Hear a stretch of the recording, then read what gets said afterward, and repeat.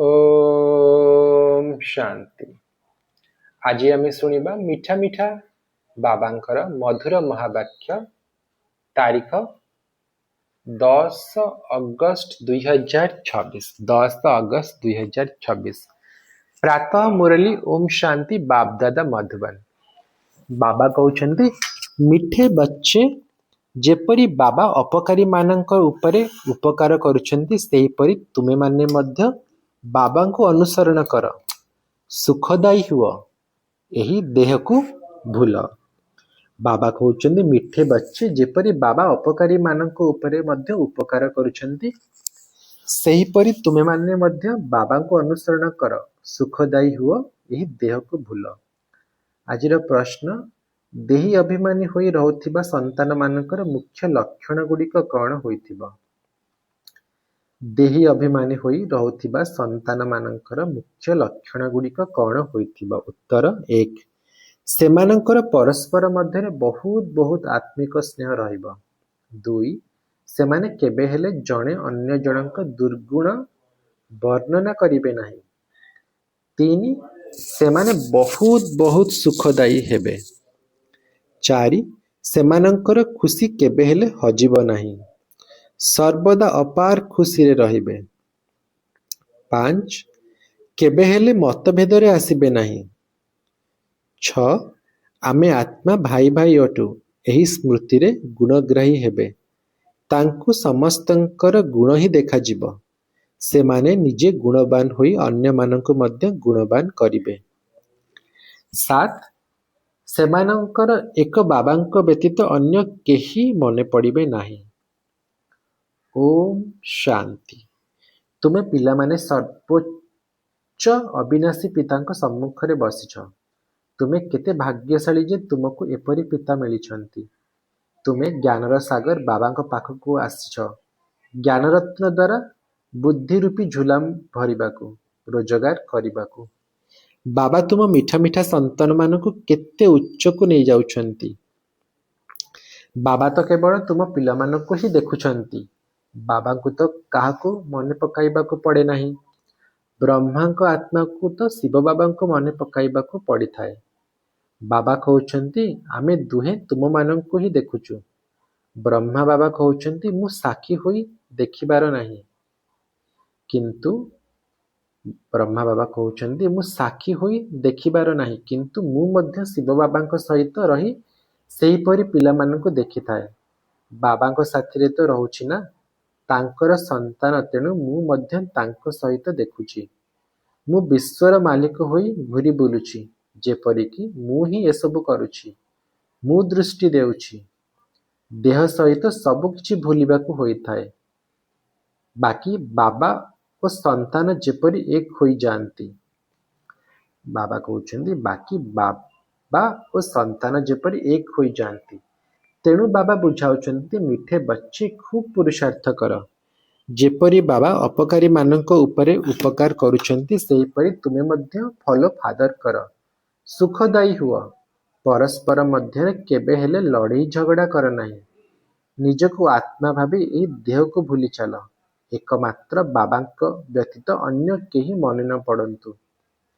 यह मध्य जेपरि बंची थाउ थाउ मृत्युर अवस्था होईगला, जेपरि एही दुनिया रे मरीगला, कुहा जाए आप मुए मर गई दुनिया। अर्थात तुमर मृत्यु हेले तुम पाई सारा दुनिया मरीगला। तुमको एठारे बंची थाउ थाउ मरिबार अछि। शरीरर अभिमान उड़ाई दियो, एकांत बसी अभ्यास करि चल। बाबा कहउछन्ति एकांत रे बसी अभ्यास करि चल।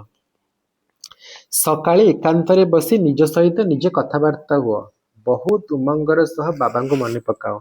बाबा बस आबे, बाबा कहउछन्ति बहुत उमंगर सह बाबा को मने पकाओ। बाबा बस एबे मु आपणक कोल को आसिली कि आसिली, बास जनक याद रे शरीरर अंत हेउ, याको कुहा जाए एकांत।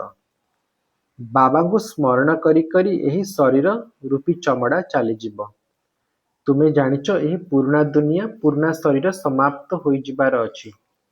बाकी पुरुषार्थ पय संगमर किछि समय रहिछि। पिला माने पचारुछन्ति बाबा एही पाठपढ़ा आउ केते पर्यंत चलिबो? बाबा कहउछन्ति ଯେ ପର୍ଯ୍ୟନ୍ତ ଦୈବୀ ରାଜଧାନୀ ସ୍ଥାପନ ନ ହୋଇଛି ସେ ପର୍ଯ୍ୟନ୍ତ ଶୁଣାଇ ଚାଲିବି। ତାପରେ ତୁମେମାନେ ନୂଆ ଦୁନିଆକୁ ଟ୍ରାନ୍ସଫର ହୋଇଯିବ। ଏହା ପୁରୁଣା ଶରୀର କିଛି ନା କିଛି କର୍ମଭୋଗ ଚାଲିଥିବ।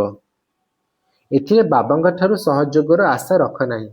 ଦେବାଳିଆ ହୋଇଗଲେ ରୋଗ ହେଲା ବାବା କହିବେ ଏହା ତୁମର ହିସାବ କିତାବ। ହଁ, ଯୋଗ ଦ୍ୱାରା ତୁମର ଆୟୁ ବଢ଼ିବ। ନିଜେ ପରିଶ୍ରମ କର, କୃପା ମାଗ ନାହିଁ। ଯେତେ ବାବାଙ୍କୁ ମନେ ପକାଇବେ ସେଥିରେ ହିଁ କଲ୍ୟାଣ ରହିଛି। ଯେତେ ପର୍ଯ୍ୟନ୍ତ ହେଉଛି ଯୋଗ ବଳ ଦ୍ୱାରା କାମ ହାସଲ କର। ଭକ୍ତି ମାର୍ଗରେ ଗାଇଥାନ୍ତି ମତେ ମନେ ପକାଇଲେ ବାବା କହୁଛନ୍ତି ଭକ୍ତି ମାର୍ଗରେ ଗାଇଥାନ୍ତି ମତେ ପଲକରେ ଲୁଚାଇ ଦିଅ। ବାବା କହୁଛନ୍ତି ଭକ୍ତି ମାର୍ଗରେ ଗାଇଥାନ୍ତି ମତେ ପଲକରେ ଆଖିର ପଲକରେ ଲୁଚାଇ ଦିଅ। ପ୍ରିୟ ଜିନିଷକୁ ନୟନ ପିତୁଳା ପ୍ରାଣପ୍ରିୟ କହିଥାନ୍ତି। ଏହି ବାବା ତ ବହୁତ ପ୍ରିୟ ଅଟନ୍ତି ପରନ୍ତୁ ଗୁପ୍ତ। ତାଙ୍କ ପାଇଁ ଏତେ ସ୍ନେହ ରହିବା ଦରକାର ଯାହାକି ନ କହିବା ଭଲ। ପିଲାମାନଙ୍କୁ ବାବା ତ ନିଜ ପଲକରେ ଲୁଚାଇ ରଖିଥାନ୍ତି। ପଲକ ଏହି ଆଖିର କଥା ନୁହେଁ, ଏହା ବୁଦ୍ଧିର କଥା। ମୋଷ୍ଟ ବିଲଭେଡ ଅର୍ଥାତ୍ ଅତି ପ୍ରିୟ ନିରାକାର ବାବା ଆମକୁ ପଢ଼ାଉଛନ୍ତି। ସେ ଜ୍ଞାନର ସାଗର, ସୁଖର ସାଗର, ସ୍ନେହର ସାଗର ଅଟନ୍ତି। ଏପରି ଅତି ପ୍ରିୟର ପିତାଙ୍କ ସହିତ କେତେ ସ୍ନେହ ରହିବା ଦରକାର।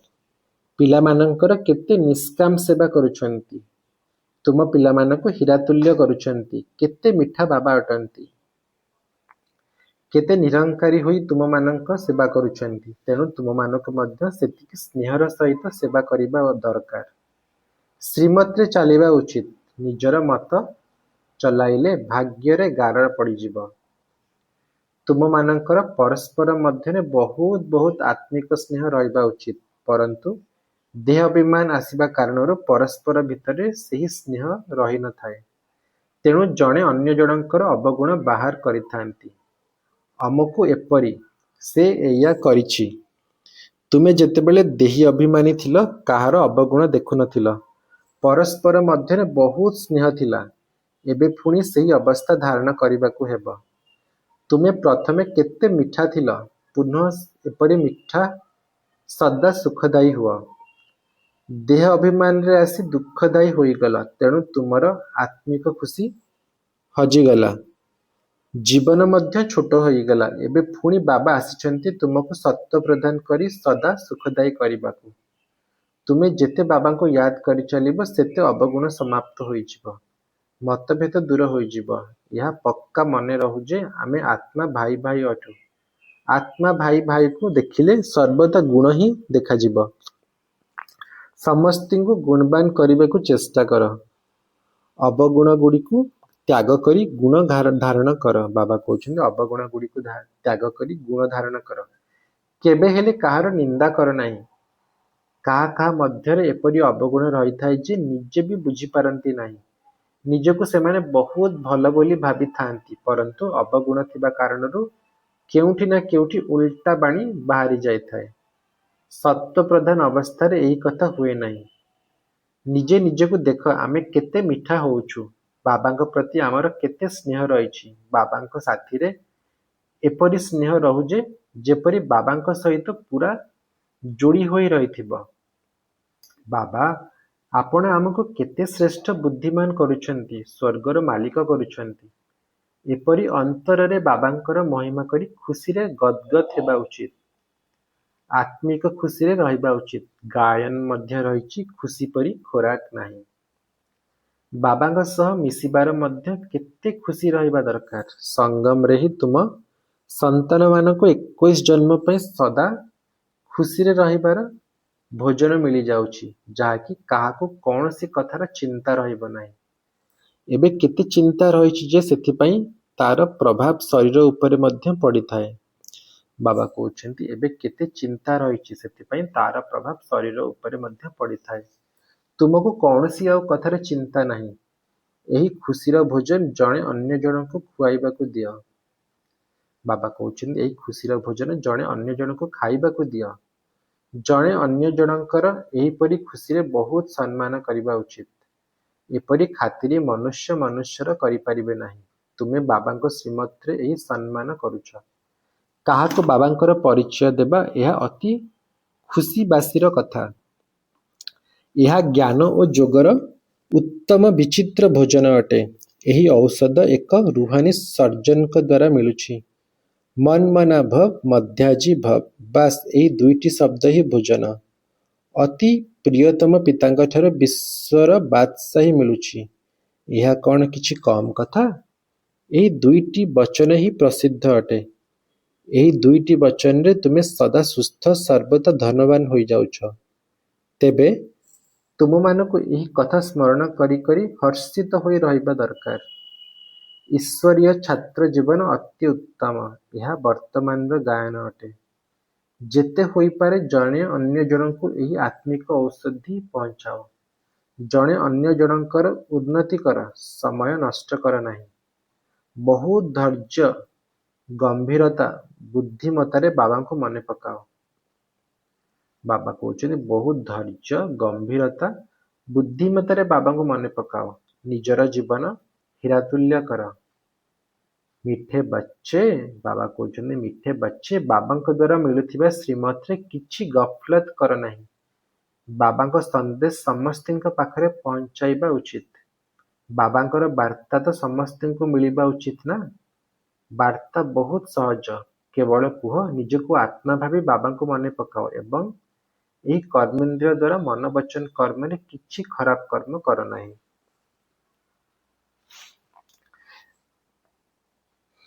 ଦିନେ ତୁମର ଏହି ନିରବତା ଶକ୍ତିର ଆବାଜ ପ୍ରଖ୍ୟାତ ହେବ। ଦିନକୁ ଦିନ ତୁମର ଉନ୍ନତି ହୋଇ ଚାଲିବ। ତୁମର ନାମ ପ୍ରସିଦ୍ଧ ହୋଇ ଚାଲିବ। ସେଥିରେ ମାନିବେ, ବାବା କହୁଛନ୍ତି ସମସ୍ତେ ମାନିବେ ଏହି ସଂସ୍ଥା ଭଲ କାମ କରୁଛନ୍ତି, ବହୁତ ସହଜ ରାସ୍ତା ବତାଉଛନ୍ତି। ବ୍ରାହ୍ମଣଙ୍କର ଏହି ବୃକ୍ଷ ବହୁତ ବଢ଼ିବ, ପ୍ରଜା ବଢ଼ି ଚାଲିବେ। ସେଣ୍ଟର ବହୁତ ବୃଦ୍ଧି ହୋଇଗଲା। ତୁମର ପ୍ରଦର୍ଶନୀ ମଧ୍ୟ ଗାଁ ଗାଁରେ ହେବ। ତୁମ ସନ୍ତାନମାନଙ୍କୁ ବହୁତ ଉଚ୍ଚ ସେବା କରିବାକୁ ହେବ। ତୁମର ନୂଆ ନୂଆ ସେଣ୍ଟର ଖୋଲି ଚାଲିବ, ଯେଉଁଠି ଅନେକ ମନୁଷ୍ୟ ଆସି ନିଜ ଜୀବନ ହୀରାତୁଲ୍ୟ କରି ଗଢ଼ି ଚାଲିବେ। ତୁମକୁ ବହୁତ ସ୍ନେହରେ ପ୍ରତ୍ୟେକଙ୍କୁ ସମ୍ଭାଳିବାକୁ ହେବ।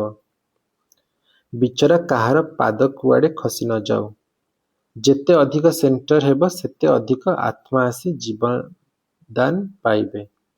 ତୁମମାନଙ୍କ ପ୍ରତି ଯେତେ ପ୍ରଭାବିତ, ବାବା କହୁଛନ୍ତି ତୁମମାନଙ୍କ ପ୍ରତି ଯେତେ ପ୍ରଭାବିତ ହେବା ସେତେ ତୁମକୁ ଡାକିବେ। ବାବା କହୁଛନ୍ତି ତୁମମାନଙ୍କ ପ୍ରତି ଯେତେ ପ୍ରଭାବିତ ହେବେ ସେତେ ତୁମକୁ ଡାକିବେ।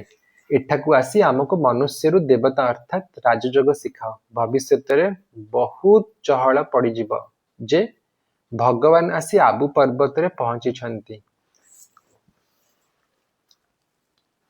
ତୁମେ ସନ୍ତାନମାନେ ଦେଖୁଛ କି ବର୍ତ୍ତମାନ ଏହି ପୁରୁଣା ଦୁନିଆରେ ଅନେକ ଇଣ୍ଟରନ୍ୟାସନାଲ ରୋଲେ ଅର୍ଥାତ୍ ଆନ୍ତର୍ଜାତିକ ସ୍ତରରେ ଅନେକ ପ୍ରକାରର ସମସ୍ୟା ରହିଛି।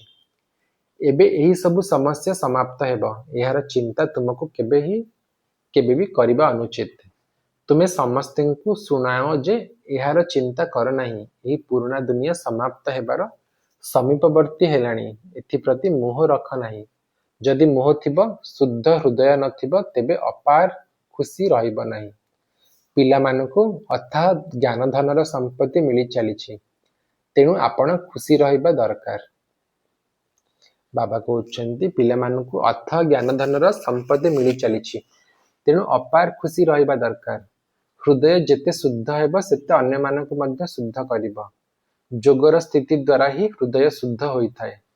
ତୁମମାନଙ୍କୁ ଯୋଗୀ ହେବାର ଏବଂ କରିବାର ସଉକ ରହିବା ଉଚିତ। ଯଦି ଦେହରେ ମୋହ ଅଛି ତେବେ ଅଭିମାନ ଆସୁଛି, ତେବେ ବୁଝାଯାଉ ଆମର ଅବସ୍ଥା ଅପରିପକ୍ୱ ରହିଛି। ଦେହୀ ଅଭିମାନୀ ସନ୍ତାନମାନେ ଶୁଦ୍ଧ ହୀରା ହୁଅନ୍ତି। ସେଥିପାଇଁ ଯେତେ ସମ୍ଭବ ଦେହୀ ଅଭିମାନୀ ହେବାର ଅଭ୍ୟାସ କର। ଆଚ୍ଛା, ମିଠା ମିଠା ଶିଖିଲା ଦେ ସନ୍ତାନମାନଙ୍କ ପ୍ରତି ମାତା ପିତା ବାପଦାଦାଙ୍କର ମଧୁର ସ୍ନେହଭରା ସ୍ମୃତି ଓ ସୁପ୍ରଭାତ। ଆତ୍ମିକ ପିତାଙ୍କର ଆତ୍ମିକ ସନ୍ତାନମାନଙ୍କୁ ନମସ୍ତେ। ଆମ ସବୁ ଆତ୍ମିକ ସନ୍ତାନମାନଙ୍କର ଆତ୍ମିକ ମାତା ପିତା ବାପଦାଦାଙ୍କୁ ମଧୁର ସ୍ନେହଭରା ସ୍ମୃତି ଓ ସୁପ୍ରଭାତ। ନମସ୍ତେ ନମସ୍ତେ ନମସ୍ତେ ବାବା, ନମସ୍ତେ। ଧନ୍ୟବାଦ ବାବା, ଧନ୍ୟବାଦ, ହୃଦୟରୁ ଧନ୍ୟବାଦ। ଓମ୍ ଶାନ୍ତି ବାବା।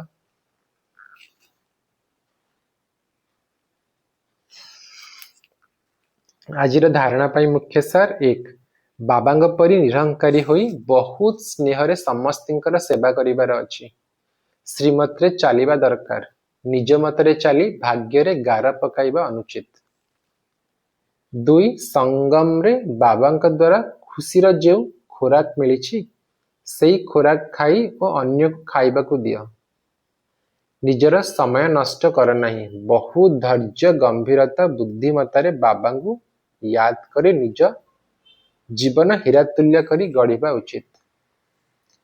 ଆଜିର ବରଦାନ, ଆସକ୍ତିକୁ ଅନାସକ୍ତିରେ ପରିବର୍ତ୍ତନ କରୁଥିବା ଶକ୍ତି ସ୍ୱରୂପ ଭବ। ଆସକ୍ତିକୁ ଅନାସକ୍ତିରେ ପରିବର୍ତ୍ତନ କରୁଥିବା ଶକ୍ତି ସ୍ୱରୂପ ଭବ। ସେଥିପାଇଁ ବାବା କହୁଛନ୍ତି ଶକ୍ତି ସ୍ୱରୂପ ହେବା ପାଇଁ ଆସକ୍ତିକୁ ଅନାସକ୍ତିରେ ପରିବର୍ତ୍ତନ କର। ନିଜର ଦେହରେ ସମ୍ବନ୍ଧରେ କୌଣସି ବି ପଦାର୍ଥରେ ଯଦି କେଉଁଠି ବି ଆସକ୍ତି ରହିଛି ତେବେ ମାୟା ମଧ୍ୟ ଆସିପାରିବ ଏବଂ ତୁମ ଶକ୍ତି ସ୍ୱରୂପ ହୋଇପାରିବ ନାହିଁ। ସେଥିପାଇଁ ପ୍ରଥମେ ଯଦି ଅନାସକ୍ତ ହେବ ତେବେ ଯାଇ ମାୟାର ବିଘ୍ନ ଗୁଡ଼ିକୁ ସମ୍ମୁଖୀନ କରିପାରିବ। ତେବେ ବିଘ୍ନ ଆସିବା ସମୟରେ ଚିତ୍କାର କରିବା ବା ବିଚଳିତ ହେବା ପରିବର୍ତ୍ତେ ଯଦି ଶକ୍ତି ରୂପକ ଧାରଣ କରିନେବ ଅର୍ଥାତ୍ ଶକ୍ତି ରୂପର ସ୍ଥିତିରେ ସ୍ଥିତ ହୋଇଯିବ ତେବେ ବିଘ୍ନ ବିନାଶକ ହୋଇଯିବ। ଆଜିର ସ୍ଲୋଗାନ, ଦୟା ନିସ୍ୱାର୍ଥ ଏବଂ ନିର୍ମୋହ ହେବା ଉଚିତ, ସ୍ୱାର୍ଥଯୁକ୍ତ ନୁହେଁ। ବାବା କହୁଛନ୍ତି ଦୟା ନିସ୍ୱାର୍ଥ ଓ ନିର୍ମୋହ ହେବା ଉଚିତ, ସ୍ୱାର୍ଥଯୁକ୍ତ ନୁହେଁ। ଆଜିର ଅବ୍ୟକ୍ତି ସାରା ଟାଇଟଲ ହେଉଛି ଅପବିତ୍ରତାର ବୀଜକୁ ମଧ୍ୟ ସମାପ୍ତ କରି ସମ୍ପୂର୍ଣ୍ଣ ସ୍ୱଚ୍ଛ ମାନେ ପବିତ୍ର ହୁଅ। ଅପବିତ୍ରତାର ବୀଜକୁ ସମାପ୍ତ କରି ସମ୍ପୂର୍ଣ୍ଣ ସ୍ୱଚ୍ଛ ମାନେ ପବିତ୍ର ହୁଅ। ତା ପାଇଁ ବାବା କହୁଛନ୍ତି ମୁଁ ସଙ୍ଗମ ଯୁଗୀ ବ୍ରାହ୍ମଣ ଅଟେ। ଏହି ବ୍ୟର୍ଥ ସଂକଳ୍ପ ଅପବିତ୍ରତାର ସଂସ୍କାର, ଶୂଦ୍ରମାନଙ୍କର ସଂସ୍କାର ବା ସ୍ୱରୂପ ଅଟେ। ଏଭଳି ଅନୁଭବ ହେଉଛି ଏହି ଅପବିତ୍ରତା ଏବଂ ବିସ୍ମୃତିର ସଂସ୍କାର, ଯାହାକି ମୋର ଅର୍ଥାତ୍ ବ୍ରାହ୍ମଣ ପଣିଆର ସଂସ୍କାର ନୁହେଁ କିନ୍ତୁ ଶୂଦ୍ର ପଣିଆର ସଂସ୍କାର ଅଟେ। ସେଗୁଡ଼ିକୁ ଯଦି ମୋର ବୋଲି ଭାବୁଛ ତେବେ ମାୟାର ବଶୀଭୂତ ହୋଇ ଦୁଃଖୀ ହେଉଛ। ଆଜି ଅଛି ମାତେଶ୍ୱରୀ ଜୀଙ୍କର ଅମୂଲ୍ୟ ମହାବାକ୍ୟ, ମାମାଙ୍କର ଅମୂଲ୍ୟ ମହାବାକ୍ୟ। ମୁରଲୀର ସାର ହେଉଛି ଜୀବନର ଆଶା ପୂର୍ଣ୍ଣ ହେବାର ସମ୍ପୂର୍ଣ୍ଣ ସମୟ। ଜୀବନର ଆଶା ପୂର୍ଣ୍ଣ ହେବାର ସମ୍ପୂର୍ଣ୍ଣ ସମୟ। ତା ପାଇଁ ମିଠା ମାମା କହୁଛନ୍ତି ଆମ ସବୁ ଆତ୍ମାମାନଙ୍କୁ ବହୁତ ସମୟରୁ ଏହି ଆଶା ଥିଲା ଯେ ଜୀବନରେ ସଦା ସୁଖ ଶାନ୍ତି ମିଳୁ। ତେବେ ବହୁତ ଜନ୍ମର ଆଶା କେବେ ତ ପୂର୍ଣ୍ଣ ହେବ? ଏହା ଆମର ଅନ୍ତିମ ଜନ୍ମ। ସେହି ଅନ୍ତିମ ଜନ୍ମର ବି ଅନ୍ତ ସମୟ।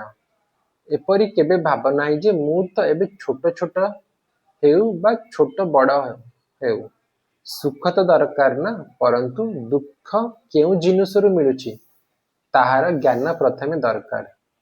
ତୁମକୁ ଜ୍ଞାନ ମିଳିଛି ଯେ ଏହି 5 ବିକାରରେ ଫସିବା କାରଣରୁ ଏହି ଯେଉଁ କର୍ମବନ୍ଧନ ସୃଷ୍ଟି ହୋଇଛି ତାକୁ ପରମାତ୍ମାଙ୍କର ୟାଦ ଅଗ୍ନିରେ ଭସ୍ମ କରିବାକୁ ହେବ। ଏହା ହିଁ କର୍ମବନ୍ଧନରୁ ମୁକ୍ତ ହେବାର ସହଜ ଉପାୟ। ଏହି ସର୍ବଶକ୍ତିମାନ ବାବାଙ୍କୁ ଚାଲି ବୁଲି ପ୍ରତ୍ୟେକ ନିଶ୍ୱାସରେ ୟାଦ କର। ଏବେ ଏହି ଉପାୟ ବତାଇବାର ସହାୟତା ବାବା କହୁଛନ୍ତି, ମାମା କହୁଛନ୍ତି ଏବେ ଏହି ଉପାୟ ବତାଇବାର ସହାୟତା ନିଜେ ପରମାତ୍ମା ଆସି କରୁଛନ୍ତି, ପରନ୍ତୁ ଏଥିରେ ପୁରୁଷାର୍ଥ ତ ପ୍ରତ୍ୟେକ ଆତ୍ମାକୁ କରିବାକୁ ହେବ। ପରମାତ୍ମା ତ ବାବା ଟିଚର ଗୁରୁ ରୂପରେ ଆସି ଆମକୁ ବର୍ଷା ଦେଉଛନ୍ତି, ତେଣୁ ପ୍ରଥମେ ଶିବ ବାବାଙ୍କର ହୋଇଯିବାକୁ ହେବ, ପୁଣି ଶିକ୍ଷକଙ୍କ ଠାରୁ ପାଠ ପଢ଼ିବାକୁ ହେବ, ଯେଉଁ ପାଠପଢ଼ା ଦ୍ୱାରା ଭବିଷ୍ୟତରେ ଜନ୍ମ ଜନ୍ମାନ୍ତର ସୁଖର ପ୍ରାଲବ୍ଧ ମିଳିବ, ଅର୍ଥାତ୍ ଜୀବନ ମୁକ୍ତି ପଦରେ ପୁରୁଷାର୍ଥ ଅନୁସାରେ ପଦ ମିଳିବ। ଏହି ଗୁରୁ ରୂପରେ ପବିତ୍ର କରି ମୁକ୍ତି ଦେଉଛନ୍ତି। ବାବା କହୁଛନ୍ତି ଏବଂ ଗୁରୁ ରୂପରେ ପବିତ୍ର କରି ମୁକ୍ତି ଦେଉଛନ୍ତି।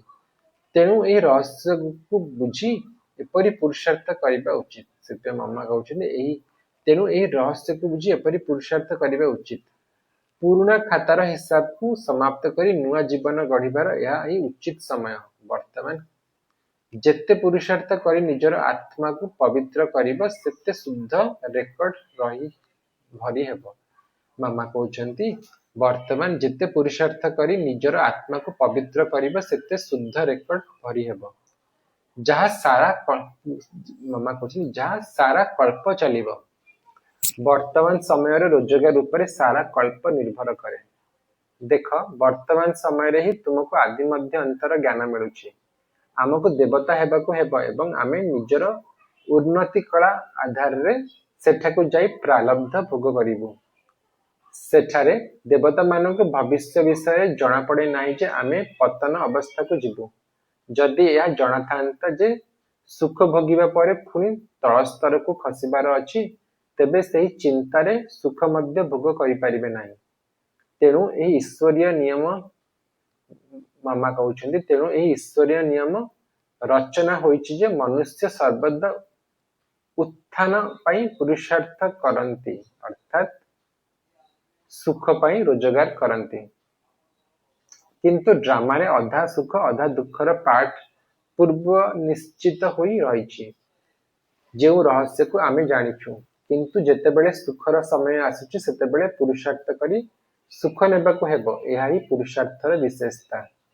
ଆକ୍ଟର ଅର୍ଥାତ୍ ଅଭିନେତାର କାମ ହେଲା ନିଜ ଆକ୍ଟ ଅର୍ଥାତ୍ ଅଭିନୟ କରିବା ସମୟରେ ସମ୍ପୂର୍ଣ୍ଣ ବିଶେଷତାର ସହିତ ପାଠ କରିବା, ଯାହା ଦ୍ୱାରା କି ଦର୍ଶକମାନେ ହେୟର ଅର୍ଥାତ୍ ବାଃ କରିବେ। ସେଥିପାଇଁ ହିରୋ ହିରୋଇନର ପାଠ ଦେବତାମାନଙ୍କୁ ମିଳିଛି, ଯାହାର ସ୍ମାରକୀ ଚିତ୍ରର ଗାୟନ ଓ ପୂଜନ କରାଯାଉଛି। ମାମା କହୁଛନ୍ତି ଯାହାର ସ୍ମାରକୀ ଚିତ୍ରର ଗାୟନ ଓ ପୂଜନ କରାଯାଉଛି। ନିର୍ବିକାରୀ ପ୍ରବୃତ୍ତିରେ ରହି କମଳ ପୁଷ୍ପ ସମାନ ଅବସ୍ଥା ତିଆରି କରିବା। ମାମା କହୁଛନ୍ତି ନିର୍ବିକାରୀ ପ୍ରବୃତ୍ତିରେ ରହି କମଳ ପୁଷ୍ପ ସମାନ ଅବସ୍ଥା ତିଆରି କରିବା, ଏହା ହିଁ ଦେବତାମାନଙ୍କର ବିଶେଷତା। ଏହି ବିଶେଷତାକୁ ଭୁଲିବା କାରଣରୁ ହିଁ ଭାରତ ଏପରି ଦୁର୍ଦ୍ଦଶା ହୋଇଛି। ମାମା କହୁଛନ୍ତି ଏହି ବିଶେଷତାକୁ ଭୁଲିବା କାରଣରୁ ହିଁ ଭାରତର ଏପରି ଦୁର୍ଦ୍ଦଶା ହୋଇଯାଇଛି। ଏବେ ପୁନଃ ଏହିପରି ଜୀବନ ରଚନା କରୁଥିବା ପରମାତ୍ମା ଆସିଛନ୍ତି। ବର୍ତ୍ତମାନ ତାଙ୍କର ହାତ ଧରିଲେ ଜୀବନ ନୌକା ପାର ହେବ। ଆଚ୍ଛା, ଓମ୍ ଶାନ୍ତି।